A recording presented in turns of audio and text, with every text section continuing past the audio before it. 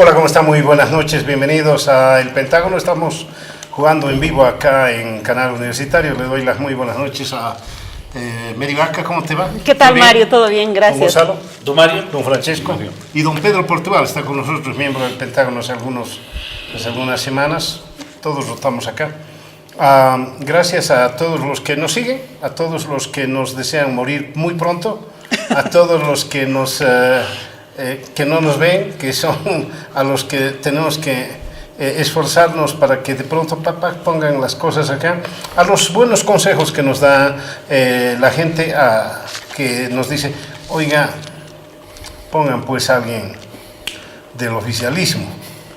Hemos tratado, créanme que yo he tratado, y por alguna razón no quieren venir, y dicen, no, el domingo en la noche me llaman, el presidente, hay gabinete político todos los domingos a esta hora, ahí en el gabinete, porque tampoco se trata de llamar a cualquiera del oficialismo, alguien con nivel, y generalmente están en reunión con el presidente. He tratado, créanme que he tratado de llamar, pero tratamos de hacer, no digamos un debate, acá no es la idea de hacer un debate, sino dar una serie de puntos de vista de los panelistas. Dicho lo cual, vamos a meternos seguramente en lo que está llamando la atención más a nuestro país y tiene que ver con el tema internacional. La Haya, no solo eso, sino lo que dijo José Luis Zapatero. No, Rodríguez Zapatero, no es el Puma, ¿no? José Luis Rodríguez, no.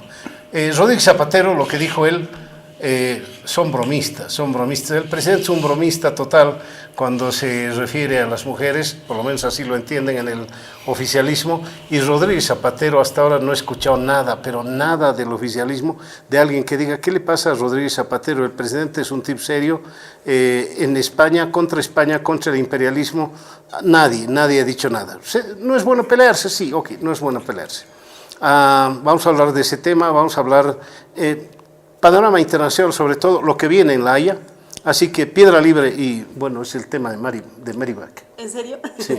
Bueno, Mario, gracias. Mira, quisiera empezar con lo de Rodríguez Zapatero porque realmente ha sido impresionante la manera como él ha intervenido para ayudar al presidente Evo Morales el día 21 de febrero, para apoyar, digamos, su repostulación, su continuidad en el mando, pero lo ha hecho de una manera como diríamos, colonialista, ¿no? Qué ironía que el colonialismo siga vigente y que siga vigente en un hombre como Rodríguez Zapatero. Él habla alrededor de unos 15 minutos, hay un video por ahí colgado en YouTube, donde empieza diciendo que ha ido a ese foro para agradecer el agradecimiento, ¿no? Empieza diciendo que Evo Morales es un hombre agradecido por toda la ayuda que él le ha dado, y luego lo pone en evidencia, ¿no? Recuerda un discurso anticolonialista de alguna autoridad local en Bolivia y en ese contexto dice, Evo me ha dicho que eso es para aquí nomás, pero que realmente él quiere a España. Entonces, ¿en qué quedamos, no? ¿El presidente es anticolonialista o no es anticolonialista? Pero al margen de la anécdota de ese dicho de Zapatero, lo que llama la atención es que él, que es o se considera un demócrata, o los líderes españoles que se consideran unos demócratas, muy occidentales ellos, muy modernos, apoyen una violación a la Constitución Política del Estado boliviano. Ese es el fondo de todo. Es decir, ellos no creo que admitirían, por ejemplo, para España, que se anule todo un proceso electoral como es el referéndum constitucional del año 2016 en Bolivia. Eso mismo está pasando en el país. Aquí se está anulando los resultados de un referéndum para permitir la repostulación del presidente Evo Morales, y resulta que a Rodríguez Zapatero eso le parece bien, porque a Evo Morales le parece un presidente agradecido y entonces hay que darle continuidad. Ellos obviamente no aceptan eso para su país, pero sí aceptan para la colonia, aceptan para Bolivia. Realmente lamentable la intervención de Rodríguez Zapatero, y también lamentable que desde Bolivia se acepte, digamos, ese tipo de, si se quiere, injerencia, ¿no?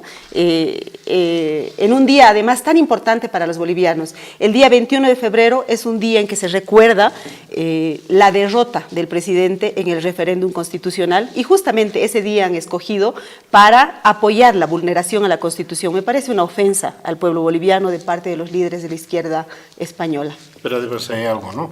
El mal ejemplo cunde. China China de pronto dice, nosotros también queremos vitalicio, ¿no? Pero... Si Bolivia está ahí en eso, ¿por qué no nosotros?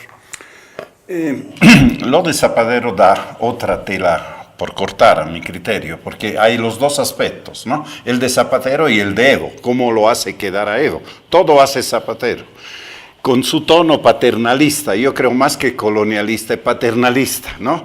Yo teniendo que escuchar ahí críticas contra España, la colonia, etcétera, pero Evo se ha dado cuenta, ¿no?, de mi incomodidad y me ha dicho, no te preocupes, esto hay que decirlo, siempre lo decir, es parte del pose, eso, ¿no?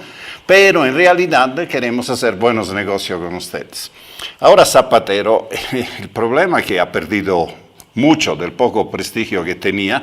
En España hizo perder el gobierno a los socialistas y desde entonces no lo han recuperado, entonces tiene esta cruz. Y dentro del Partido Socialista no tiene ningún peso actualmente, son otros los que manejan. Pero su rol en Venezuela ya lo descalifica de por sí, a tal punto que un grupo de amigos de Zapatero tuvieron que sacar un comunicado de apoyo a las gestiones que hace Zapatero, porque de todo lado le llegaban balas. Lo que ha hecho no tiene nombre, es decir, ser negociador, ser mediador y presionar a la oposición para que firme bajo las condiciones de Maduro. No es así. Ahora, tú has dicho algo que me parece interesante, quisiera ampliar este tema, que hay otros países como China que bajo el mismo criterio, que para sostener el crecimiento económico hay que mantener, violar, las reglas constitucionales, en el caso de China no se puede hablar de democracia, las reglas del mismo partido y tener una presidencia vitalicia prácticamente de Xi Jinping. ¿Cuál es el problema de fondo que hay en eso? Es que el respeto de la norma, que yo llamaría, un tema que he tocado de paso el domingo pasado, el tema de la verdad, está supeditado al tema de la justicia, de la conveniencia. Entonces se dice, bueno, para sostener el proceso de cambio, este modelo económico que bien o mal está dando resultados, tenemos una economía estable, una moneda estable, Evo debería quedarse. Ahora, si este mismo argumento lo hubiesen aplicado los chilenos en el referéndum de Pinochet, tendríamos Pinochet ahora como presidente vitalicio. Y esto es un error conceptual a mi criterio. Nunca la verdad tiene que estar supeditada a tema de justicia, porque la justicia es muy relativa, porque lo que para el gobierno es un modelo exitoso, para otro es un modelo que está yendo hacia el barranco y es cuestión de tiempo para que llegue al barranco. Y lo estamos viendo en diferentes sectores económicos. Pero es también al mismo tiempo un ejemplo de los muchos del pose que hay de soberanía, ¿no? Porque aquí yo veo una lucha, una contradicción entre una de las banderas del MAS que ha sido la soberanía, tenemos que ser un Estado soberano, y en realidad la dependencia, el integracionismo.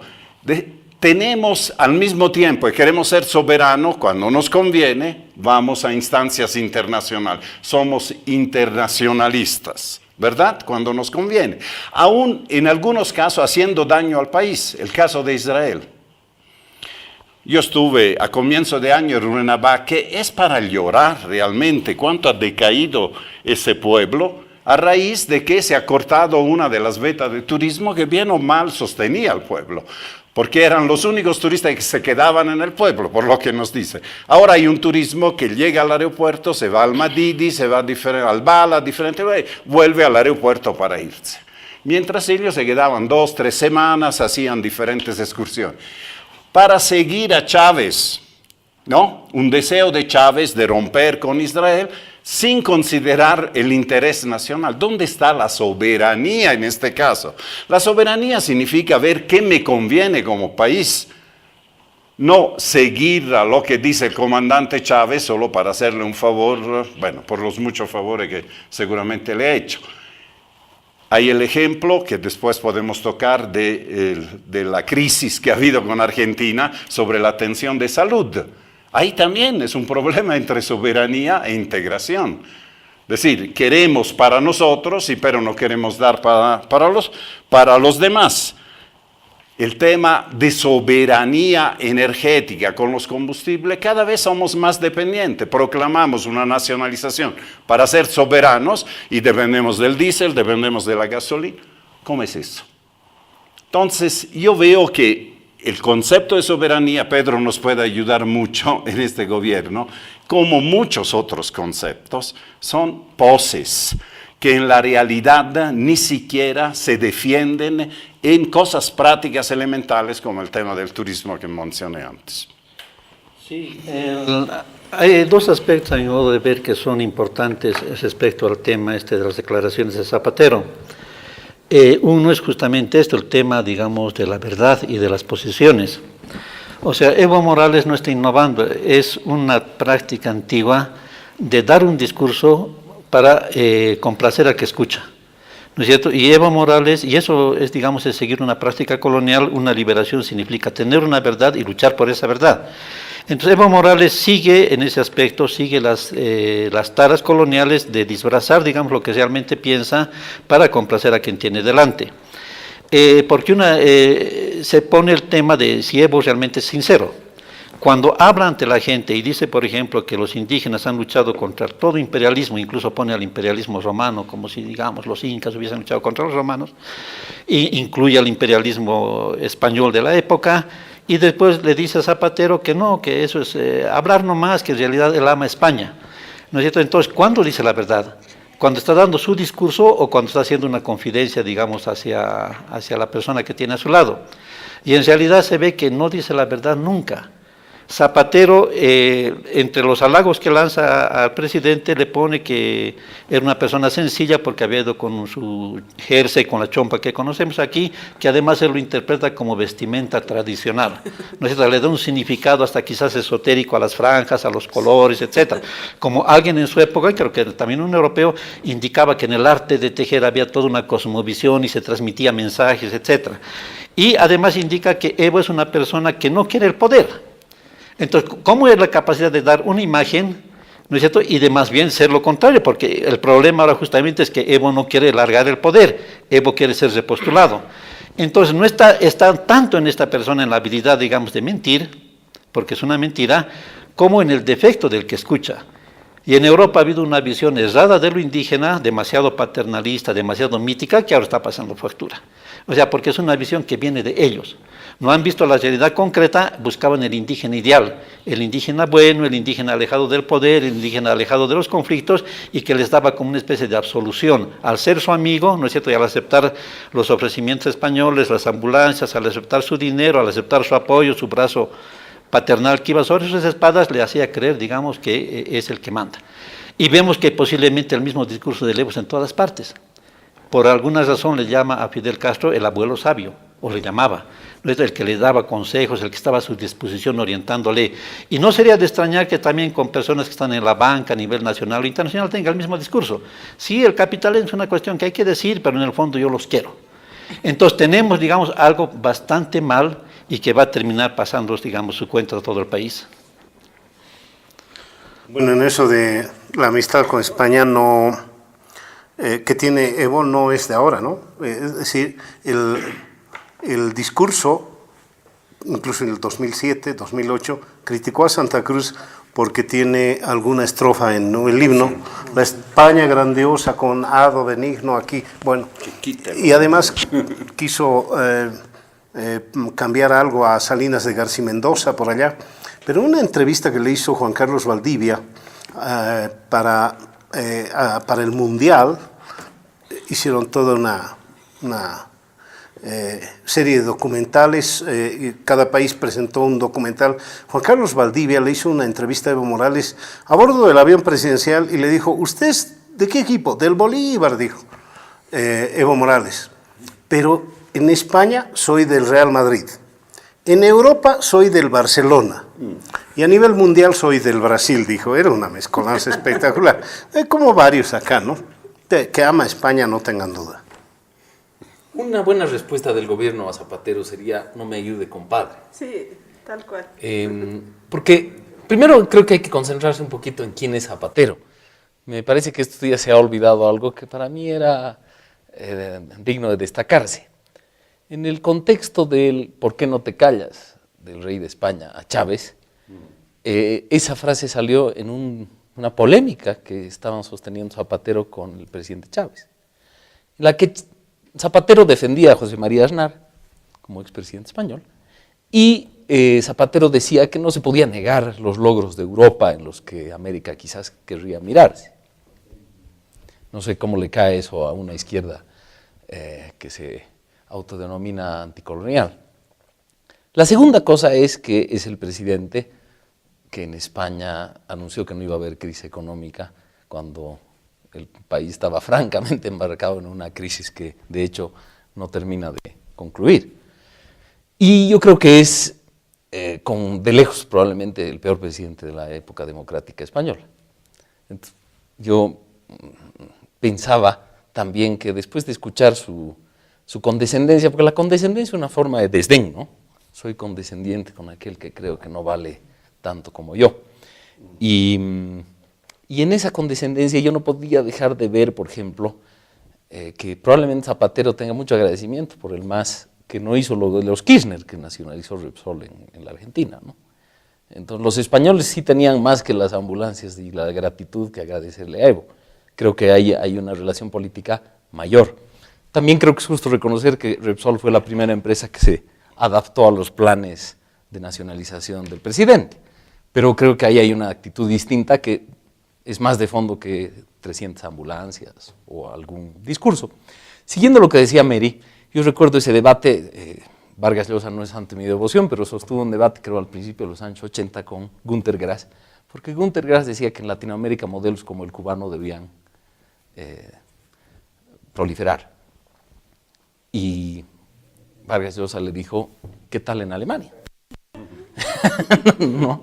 ¿Por qué no hacemos, claro, por qué lo que ustedes recomiendan para los países que consideran otra cosa no lo aplican en los suyos?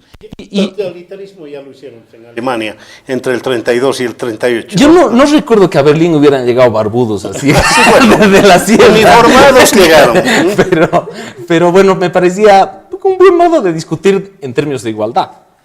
Y yo recuerdo hace poco un exguerrillero salvadoreño que llegó a París y les dijo en una conferencia de prensa que cayó muy mal a una serie de cineastas y hombres de la izquierda francesa, les dijo que ellos veían las luchas políticas latinoamericanas desde el punto de vista del cine y que era necesario ver a Latinoamérica ya como países reales y con sus propios problemas alejados de la literatura rusoniana europea.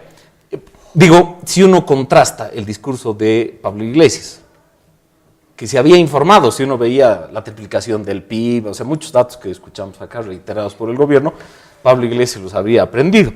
En cambio, lo que tenía Zapatero por ofrecer era realmente pobre. O sea, yo creo que la figura del hombre, para mí nunca había valido mucho, pero en este caso quedó aún más devaluado. Para mostrar un poquito más y reforzarle esa idea del cambio de Zapatero, del cambio ideológico, digamos, el giro que ha dado en el último tiempo, hay que recordar que él durante su gobierno no ha venido a Bolivia, ¿no? Es decir, él ha venido después de ser presidente de España. Durante el gobierno, él terminó el 2011, evidentemente ha condonado la deuda a Bolivia, ha traído las ambulancias, en fin, ha mostrado afinidad evidentemente con el gobierno, lo ha recibido al presidente en España, pero nunca vino a mezclarse con ese líder indígena boliviano que tenía como amigos a Hugo Chávez, que tenía como amigos a Ahmadinejad de Irán, es decir, tenía que mostrarse ante su público otra vez, en este caso Rodríguez Zapatero, como un demócrata. Y no podía mostrarse precisamente al lado de este líder que tenía amigos tan controvertidos en aquella época.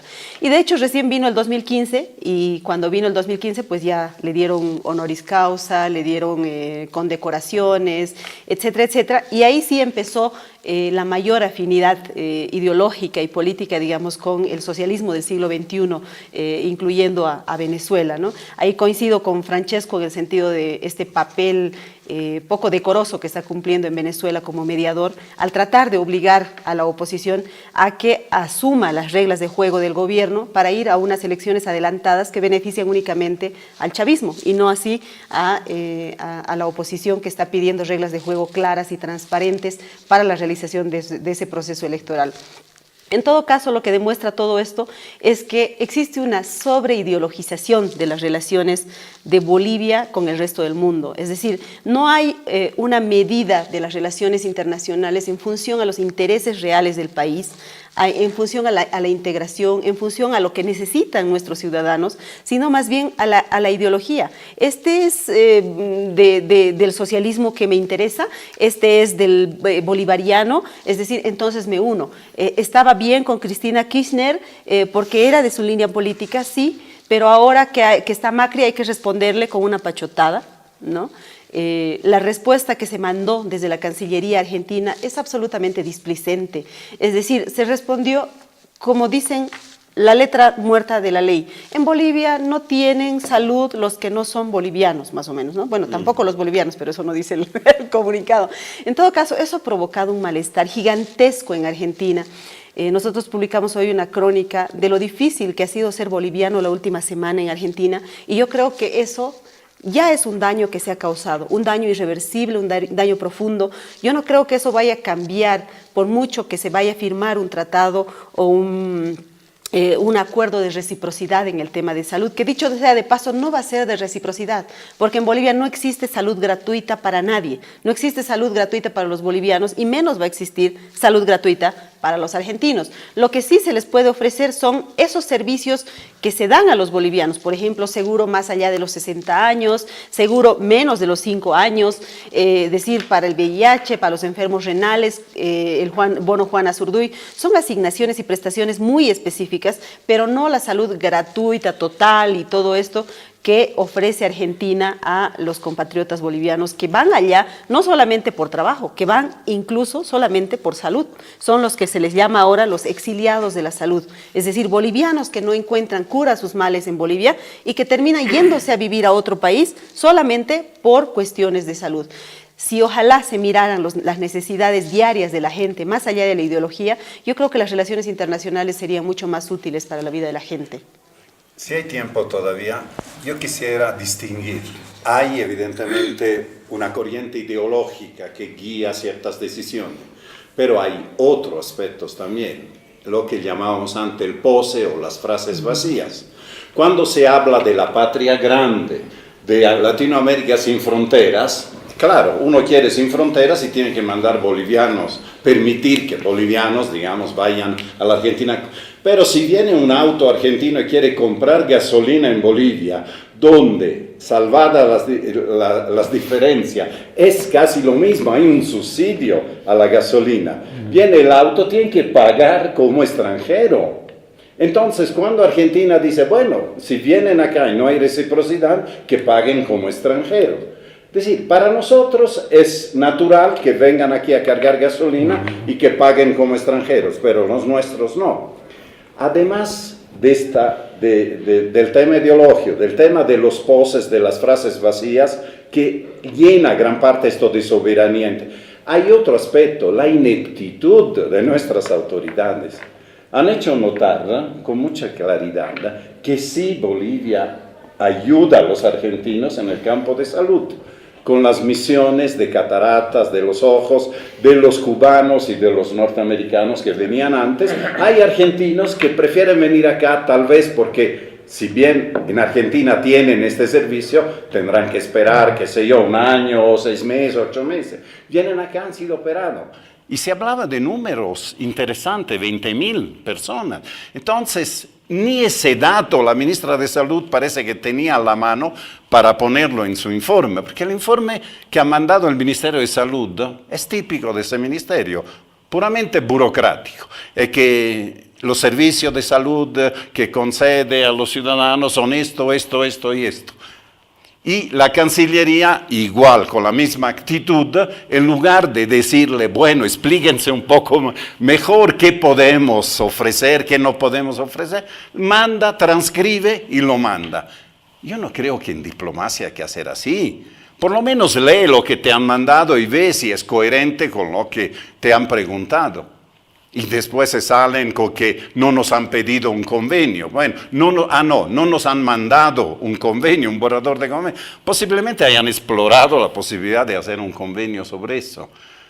Es un poco la mezcla de las tres cosas. Repito, uno es confusión ideológica entre lo que es soberanía y lo que es integración. Cuando nos conviene somos soberanos.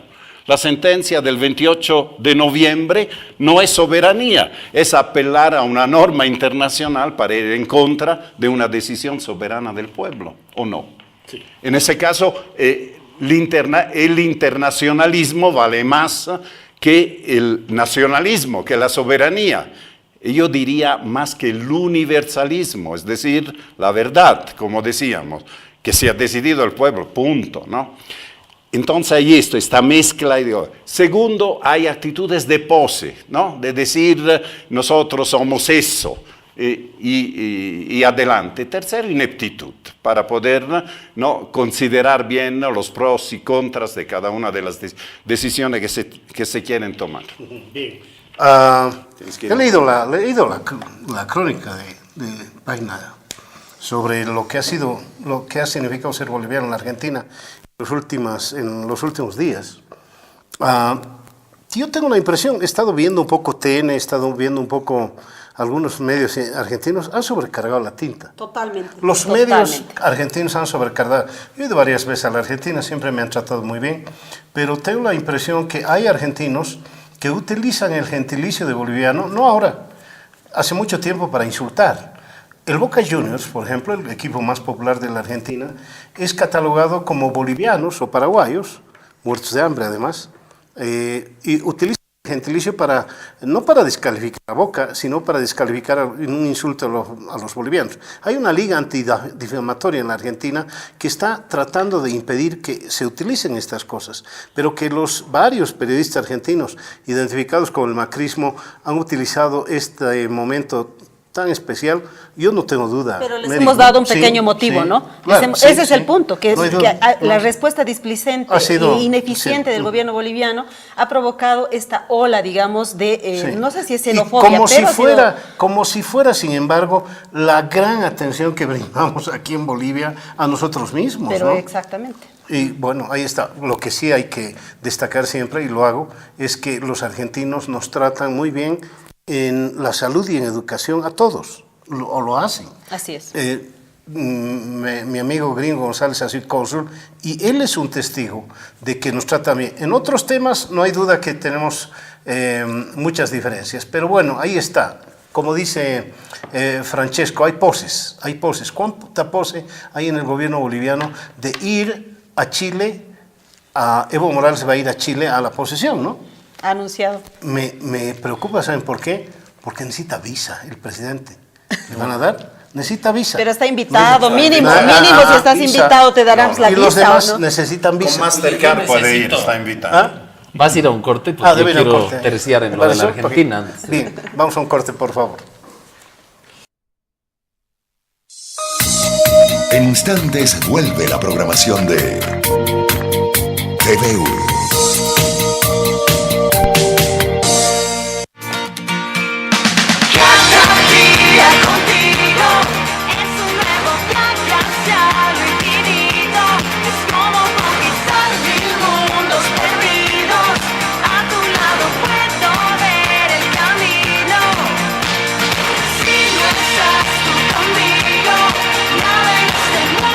Tiene sentido, ya no quiero tanques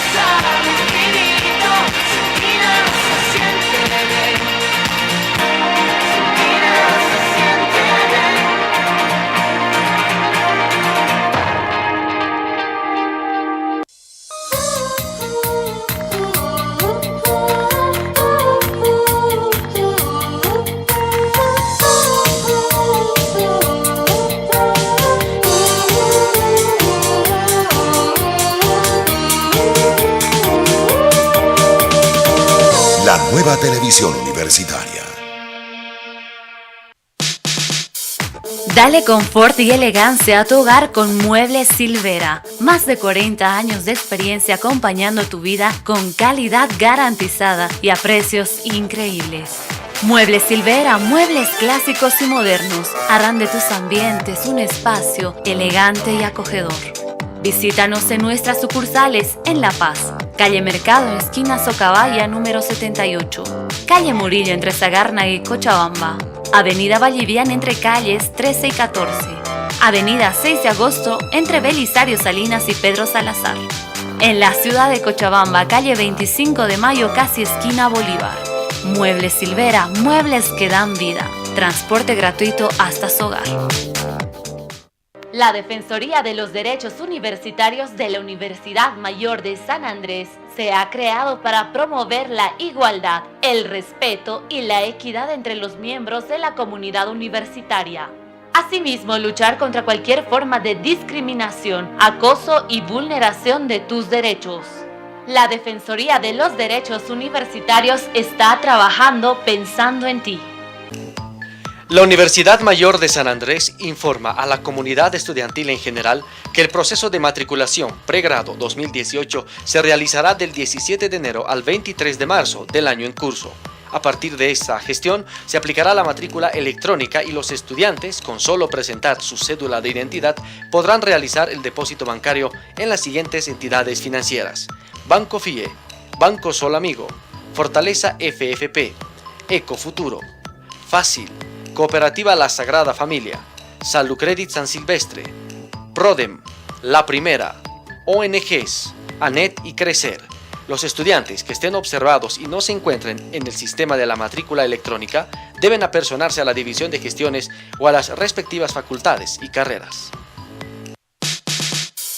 Dale confort y elegancia a tu hogar con Muebles Silvera. Más de 40 años de experiencia acompañando tu vida con calidad garantizada y a precios increíbles.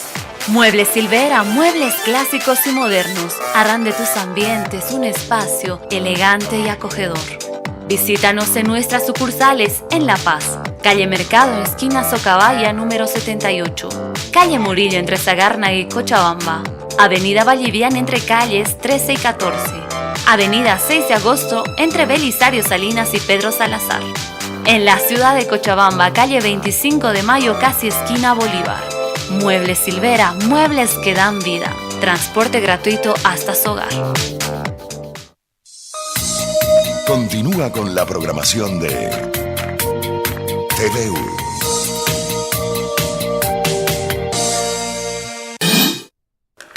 Bien, gracias.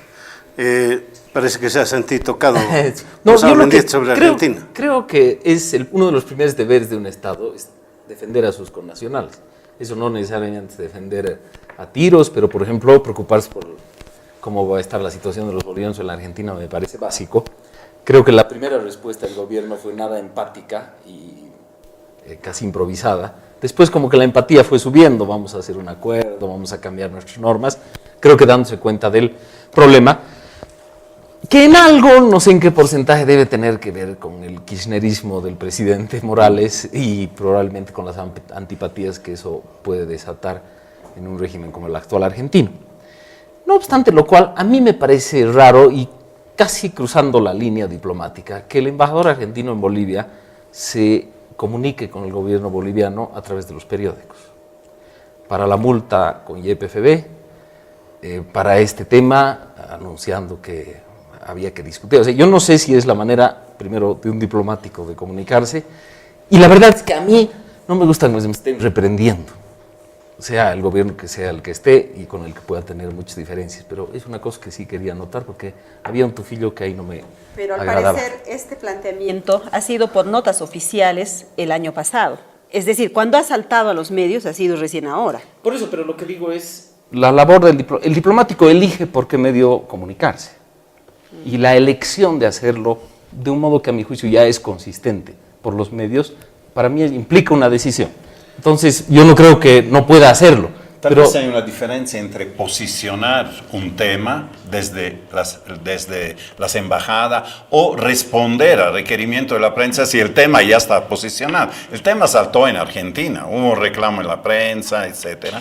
Entonces, posiblemente fueron a preguntarle, el otro sí. Sí, pero el posiblemente es como presumir qué bueno es. Y la verdad es que a mí hay un perfil que Todos no me ha hacen gustado. eso. Si relacionamos los dos temas, el que tocábamos al principio y el actual, hay cierta relación. O sea, el gobierno de Evo Morales ha subido porque estaba asistido por fuerzas. A nivel local, por la clase media, que tenía también una imagen de lo indígena. Y cuando la clase media quitó su apoyo, se decepcionó, el gobierno está en problemas. El otro aspecto ha sido a nivel internacional. Ese mito de lo indígena ha sido más fuerte en el extranjero. Recordemos cómo la presidenta de Chile le ofrecía un charango, o sea, tenían la impresión de que los visitaba el sabio indígena, alguien que estaba más allá de lo terrenal, más allá de lo banal. Entonces había una innovación, un indígena en el poder. Entonces, ¿qué va a pasar cuando, como en Bolivia, a nivel internacional, se le vaya quitando esa asistencia? Es decir, se llegue al terreno puro y pragmático de las relaciones internacionales. Vamos a tener muchos problemas porque el gobierno está ideologizando mucho las relaciones internacionales. Y las relaciones internacionales tienen que tener criterios geopolíticos, criterios de integración, criterios lógicamente de interés nacional, pero cuando lo ideológico se sobrepone, refleja ese periodo. O sea, Evo Morales añora a Kirchner, como va a añorar Bachelet, como añora Lula, ¿no es cierto? Y son todos personas que se han jugado a fondo para mantener a flote una experiencia, digamos que ahora está con muchos problemas en Bolivia. Y quienes quienes tienen el costo, quienes sufren son nuestros bolivianos que están en el exterior, el boliviano que está en España, el boliviano que está en la Argentina, ¿no es cierto? Y no nos ponemos a pensar el hecho básico. Hay migración porque la situación está mal y porque la situación está mejor en otros países. Y eso hace quebrar todo el discurso, porque si evidentemente nos estuviese yendo de maravillas como país, nuestra gente no saldría, y no solamente no saldría, sino regresaría. Entonces hay una ficción, somos todavía una sociedad bastante débil, endeble, y tenemos una gran cantidad de gente que está viviendo bien, ¿no es cierto?, en el exterior. Y corremos el riesgo de que con estos enfrentamientos gubernamentales la situación de estos bolivianos que están en el exterior empeore. Porque una cosa es el mito ideológico y otra el conocimiento de Bolivia a través concreto de las personas que están afuera, que no hacen ninguna imagen, digamos, de tipo idealizada. Son personas que van a trabajar, que se hacen conocer porque trabajan fuerte hasta el nivel de la explotación, que tratan de sobrevivir con su cultura. Son personas que necesitan otra aproximación del Estado boliviano y no ser como rehenes simplemente de estos enfrentamientos ideológicos. Un amigo mío me remarcaba a propósito del boliviano al que ojalá no le espere la horca en Malasia, pero me decía que era una prueba de cuán débiles son las redes de seguridad boliviana y de, digamos, de acoger a nuestros compatriotas que se ven obligados a salir y, como en este caso, probablemente a realizar acciones que personas en un país con mejores condiciones no harían. Creo que eso pone en cuestión los logros supuestos de estos 12. No, es decir, es buen ejemplo, pero no alcanza. Hay 5 mexicanos que han estado en ese problema. A 2 ya los han ahorcado y 3 están en el pabellón de los condenados. Y México no es Bolivia. No, y México tiene hoy día un exilio de gente por la violencia. Tal cual. Que te cuento. No estoy hablando solamente de condiciones económicas, sino de cuánto favoreces a que tu población encuentre un destino seguro dentro. Claro, el hombre este que está sentenciado en Malasia venía de un drama económico terrible, ¿no? Según cuenta la familia, incluso había sido deportado de España, se convirtió en carpintero, perdió 3 dedos mientras estaba trabajando, y bueno, después ante la necesidad económica supuestamente, y es probable que así lo sea, porque la cantidad de droga que llevaba es absolutamente ínfima, son 450 gramos y los llevaba en el estómago. Es decir, el hombre es una víctima también del narcotráfico, es decir, es el último eslabón de la cadena del narcotráfico, es la famosa mula, ¿no? Entonces, estas personas en realidad son explotadas, son mandadas al frente, son como carne de cañón, y por eso es incomprensible que una sentencia tan grande, tan grave, ¿no?, que sea como la pena de muerte para una persona que estaba transportando 450 gramos en su estómago. Bien, creo que es un tema agotado, pero no el de relaciones exteriores. Quisiera, Pedro, que me des un pantallazo de lo que tú piensas de lo que va a ocurrir en La Haya cuando el periódico Cambio ha dicho todos con Evo, cuando debía decir todos con Bolivia. 2, cuando el canciller Guanacuni ha dicho los invitados deben pagarse ¿qué clase de el papirri tiene para metafísica popular buen material con esto de que tienen que pagarse todo, invitados pues tienen que pagarse todo, y dos, ¿qué expectativa tenemos? Aunque no va a haber obviamente los resultados inmediatos, pero es nuevamente la distracción. El gobierno lo presenta como tal y lo asume como tal. Sería tener una visión demasiado ciega no aceptar eso. El gobierno está utilizando este elemento para poder canalizar el sentimiento popular y al canalizar en un aspecto obviamos la discusión del otro. Y esto es tan cierto porque en Bolivia muchos gobiernos antes lo han hecho. Sería un poco aventurado pensar que el gobierno está innovando, es un recurso fácil de todo gobierno en nuestra historia en momentos difíciles de atizar el problema del mar. Esto no quiere decir que el problema del mar tiene raíces y que al menos personalmente creo que tenemos una reivindicación. Significa que nuevamente se está yendo, a nivel de la manipulación. Y en términos bastante groseros a mi modo de ver. Evidentemente cuando el gobierno hace aclaraciones es porque algo hay mal. Y al aclarar lo entorpece más. Son invitados, tienen que pagar, en definitiva no van a pagar, ¿no es cierto? O sea, es todo un embrollo que al gobierno no le interesa, porque lo que cree que va a servirle es un fallo de la Haya que él lo va a presentar como positivo. Ahora, ¿cuál sería ese fallo de la Haya? El fallo más favorable a Bolivia sería decir sí, siéntense y discutan. Chile, sin embargo, ha dicho, bueno, nosotros no vamos a discutir. ¿No es cierto? Nosotros no vamos a negociar, y menos Chile va a negociar bajo presión. Entonces, si tenemos anunciado el desarrollo, entonces, ¿cómo podemos mantener un entusiasmo sobre el fallo del Haya? El Haya va a llegar a un callejón sin salida. No se puede obligar a un Estado a negociar si el Estado no lo quiere. Y si no hay negociación, no hay, nivel de salida a partir del fallo del Haya. Es decir, si lo vemos de manera clara, el gobierno cometió, a mi modo de ver, un error. Todo lo empujó a obligar, a Chile a que pueda sentarse a negociar. Eso no es ninguna garantía. Primero, de que realmente la gente se siente de dialogar. Segundo, que ese diálogo pueda tener una solución. Pero sí sirve para momentáneamente mentir y hacerlo ver como si fuese un triunfo, ¿no es cierto? Y ese triunfo trata de focalizar. El asunto es arriesgado porque podemos pensar si la gente va a realmente creer, en esa artimaña del gobierno. No lo va a creer. Gran parte de la población boliviana ya no está, como para tratar de engatusarla con un simple cuento. Y lamentablemente puede haber sectores que sí van a creer. Pero cuando hay un engaño, uno despierta del engaño. Y eso puede ser mucho más grave para el que ha motivado tal cuestión. Pedro, perdóname, pero si la Haya le dice negocien, va a ser un triunfo boliviano. Es decir, desde el punto de vista diplomático va a ser que Chile cumple o no cumpla, y es otro tema que escapa a la Haya y escapa a Bolivia, que va a ser un triunfo, va a ser. Bueno, habría que ver si el triunfo es lograr el objetivo o simplemente perderse, en los trámites. Hay el temor de que simplemente sea perderse en los trámites, entonces no hay ningún triunfo. A mi modo de ver, el triunfo es lograr objetivamente, y se puede lograr objetivamente por diversos medios. Todos esos medios, ¿qué implica? Implica que seamos un país fuerte, un país con responsabilidad, con un Estado fuerte, con una economía sana, con una población, encaminada, y eso plantea los términos para una negociación o para una presión con Chile. Mientras no tengamos eso, es irrisorio. Es como los problemas de límites que tenemos entre La Paz y los municipios que los rodean. Los municipios que los rodean tienen razón. La Paz ha quitado territorio de estos municipios como Chile ha quitado territorio nacional, pero por mucho que estos municipios protesten, La Paz es inmutable, porque tiene una fuerza burocrática, tiene la adhesión de la gente y tiene la razón, concreta, material, que le puede permitir avasallar los límites de las provincias.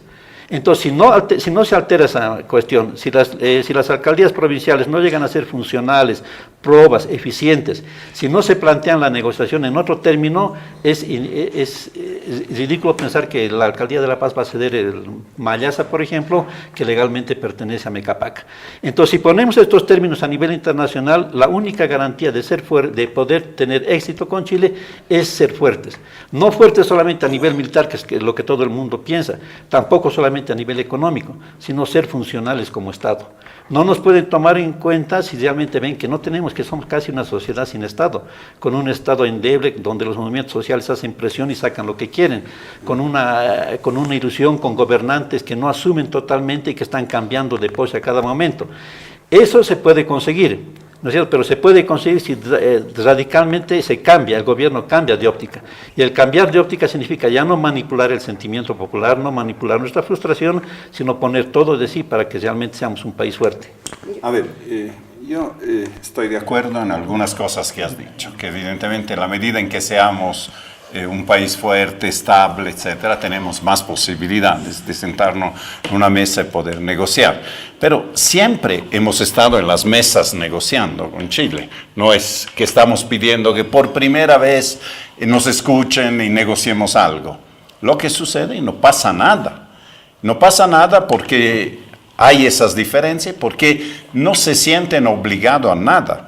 Quién sabe, lo más cerca fue entre Banzer y Pinochet, cuando el abrazo de Charañas, donde había un canje territorial que evidentemente creaba otra clase de problema. ¿Dónde está la novedad? Yo creo que hay algo positivo en lo del Haya. Es que el Haya no va a decir que Chile tiene que devolver tantos kilómetros cuadrados a Bolivia, sino que ya no tome el pelo a Bolivia. Es decir, si ha habido ofrecimientos para negociar, que estos ofrecimientos tienen que hacerse realidad. Y esto es un gran avance, es sentarse con propuestas concretas. Son sentencias que después deben tener su seguimiento. Es como un juez que dicta una sentencia y después, si no la cumplen, uno puede volver a donde el juez. Miren que no están cumpliendo. Imaginen el laudo arbitral entre Chile y Perú. Que Chile no acepte la sentencia y diga no voy a ceder este tramo de mar a la soberanía peruana. Bueno, Perú iba sin duda a la Haya y había consecuencias. Entonces, hay que ver la parte positiva. Yo creo que todo lo que dice es correcto, pero realmente, y en eso hay que darle mérito a este gobierno, gracias también a las sugerencias de gente experta en derecho internacional, como el doctor Orías, creo, ¿no? Fue el que primero planteó esto, pero recogió ese camino. ¿Cuál era el otro camino? El otro camino era desconocer el tratado de 1904, donde teníamos muy poca posibilidad, porque estaba ratificado y sacramentado. Entonces, este es un camino que largo, evidentemente no es que mañana o de aquí a 7 meses hay una sentencia y inmediatamente tenemos una solución, pero por lo menos hay una metodología, sentarse para buscar un arreglo. Y eso, si lo logramos, ojalá tuviéramos, yo creo, algo nuevo dentro de esta disputa que tiene más de 100 años. Yo creo que tal como está planteada la demanda, y eso es un éxito del gobierno boliviano desde ya, tal como está planteada la demanda, no creo que haya muchas posibilidades de perder. Es decir, ¿qué juez en su sano juicio diría no pueden negociar Bolivia y Chile? Es decir, lo que estamos pidiendo en esta demanda ante la Haya es que el tribunal le obligue a Chile a negociar una salida soberana al mar para Bolivia. Entonces, mínimamente va a decir negocien.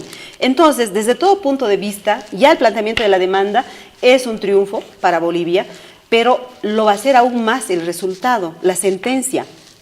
Por eso digo, y me preocupa mucho políticamente el tema, porque si ahora que apenas estamos en los alegatos, apenas es un decir porque ya estamos en la recta final del juicio, si estamos en los alegatos y el gobierno está haciendo este uso político del juicio contra Chile, no quiero ni pensar lo que va a pasar cuando salga la sentencia, que todo indica que va a ser favorable a Bolivia en alguna medida o plenamente. No hay posibilidades de perder porque nuestro pedido es negociemos.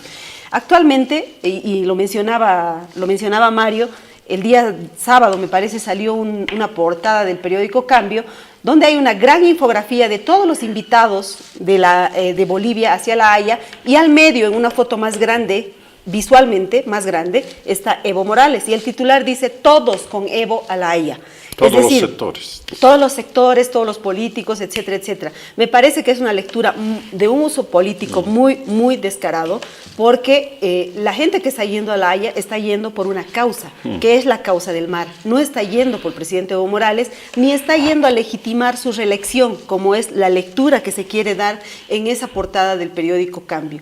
Entonces, eso, acompañado de otros eventos, por ejemplo, la costura de esta enorme bandera que ha movilizado a todos los funcionarios públicos, a las escuelas, a los militares, además de las vigilias que se van a hacer, todo el viaje a La Haya, etcétera, etcétera, evidentemente configura un uso político de parte del gobierno. ¿Y qué es lo que pasa? Que aquí en el país es mala palabra oponerse a cualquier cosa que se plantee en torno al mar. Por eso ningún opositor le puede decir al presidente Evo Morales: no quiero ir a La Haya para que no me uses políticamente. No pueden patear el tablero porque el tema del mar es emocionalmente muy fuerte y entonces la ciudadanía se vendría en contra de este traidor o de esta persona que no quiere sumarse a la causa marítima. Entonces, ahora hay un uso político muy fuerte. ¿Qué pasará dentro de 4 a 8 meses, que es cuando, según Rodríguez Belcé, se va a dictar la sentencia? El uso va a ser mucho mayor porque además las elecciones van a estar más cercas y Evo Morales va a pretender ser nuevamente el candidato, o ya él cree que está habilitado para ser el candidato del MAS a la presidencia.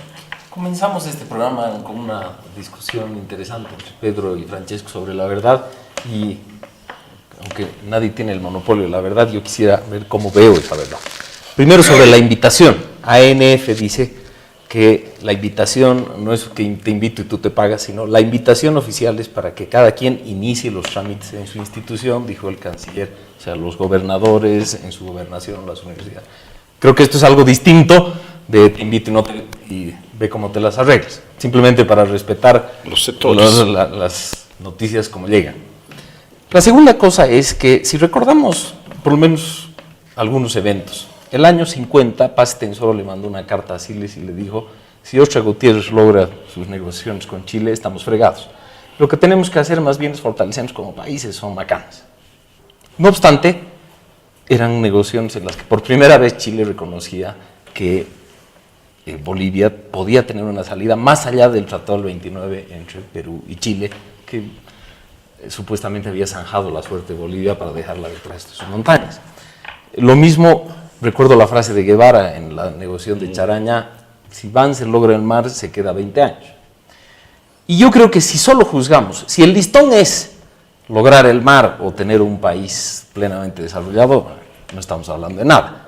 Pero creo que en ese camino de análisis no habrían batallas diplomáticas, ni triunfos. Y no se explicaría por qué Chile está dando la batalla y no ha abandonado el Pacto de Bogotá, por ejemplo. O no se explicaría por qué sintieron la declaración de la OEA como una derrota del año 79. Y yo lo expresaría en algo que le he escuchado al ex canciller y secretario general de la OEA, Insulza, y ex agente, que decía: nosotros vamos a explicar lo del Tratado de 1904 a muchos países y todos nos dicen, tienen la razón, los tratados son intangibles, sí, pero ¿no nos parece injusto? Entonces dice, tenemos una posición adversa diplomáticamente.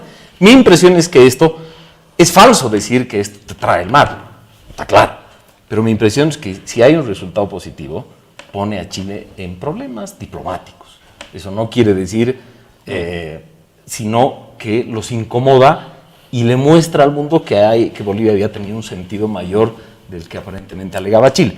Finalmente, que el gobierno de Evo Morales tiene un mérito en esto, tiene.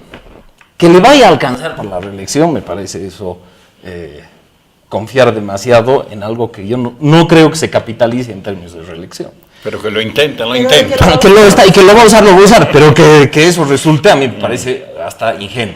La siguiente cosa es, en la invitación yo creo que tenía un dilema el gobierno, y es, ¿me agarro todo y no invito?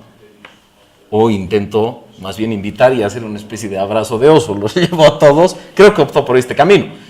Si comparo ambos caminos, prefiero este.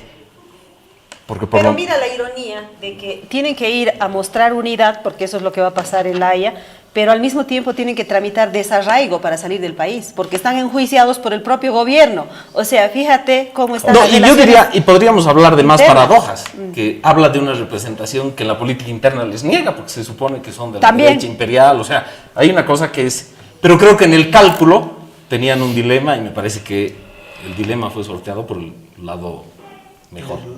Es que hay un aspecto, claro, no es desmerecer este procedimiento, pero quizás incluirlo en una perspectiva más histórica. Hace más de un siglo que estamos en permanente negociación con Chile. Justamente esa es la base de la demanda. Chile ofrecido, etc. se lo ponen como si fuese primera vez que Chile se va a sentar en la mesa de negociaciones. Históricamente, ¿qué vemos? Cuando ha fallado esas negociaciones, los gobiernos bolivianos han tenido el recurso al chauvinismo y casi, digamos, entre comillas, llamar a la guerra, ¿no es cierto? Y ambas cosas les fortifica, ¿no? Les estabiliza en su momento.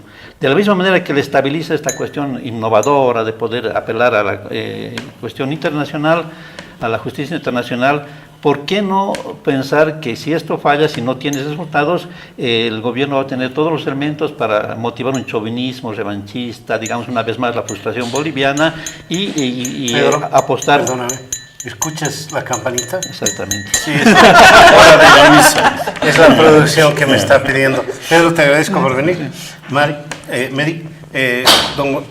Gonzalo, Francesco, a ustedes por habernos seguido. Se ha hecho muy corto el Pentágono hoy. Será hasta el próximo domingo.